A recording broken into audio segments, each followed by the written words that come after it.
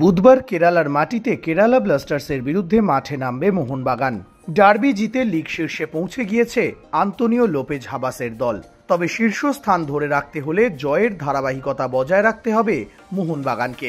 কেরালার মাটিতে কেরালা বধ খুব একটা সহজ হবে না মোহনবাগানের জন্য। তার উপর সেখানকার আবহাওয়ার সাথেও মানিয়ে নেওয়া কঠিন হতে পারে বাগান ফুটবলারদের। প্রচন্ড গরমে ম্যাচ খেলতে হবে তাদের। তবে মঙ্গলবার সকালেই কলকাতায় অনুশীলন সেরে কেরালার উদ্দেশ্যে উড়ে গেছে মোহনবাগান দল। মাত্র 72 ঘন্টার ব্যবধানে ম্যাচ খেলবে তারা। তার উপর দীর্ঘ বিমানযাত্রার ক্লান্তি গ্রাস করেছে মোহনবাগান ফুটবলারদের। সন্ধ্যা 6:30টায় বিমানবন্দরে অবতরণ করে মোহনবাগান দল। সেখান থেকে টিম হোটেলে পৌঁছাতে প্রায় 7:45 বেজে যায়। কেরালায় পৌঁছেই কেরালা মেরিনার্সের পক্ষ থেকে উষ্ণ অভ্যর্থনা পায় সবুজ মেরুন ফুটবলাররা। কথাকলি নৃত্যের একটা করে ছবি, উত্তরীয় এবং ফুল দিয়ে তাদের বরণ করে নেওয়া হয়।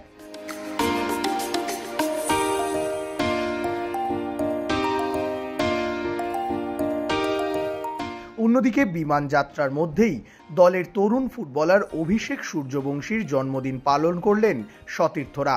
ডার্বি জিতে একদিকে যেমন চনমনে বাগান শিবির, অন্যদিকে অল্প সময়ের মধ্যে দুটো গুরুত্বপূর্ণ ম্যাচ খেলার চাপা টেনশনও রয়েছে বাগান শিবিরে।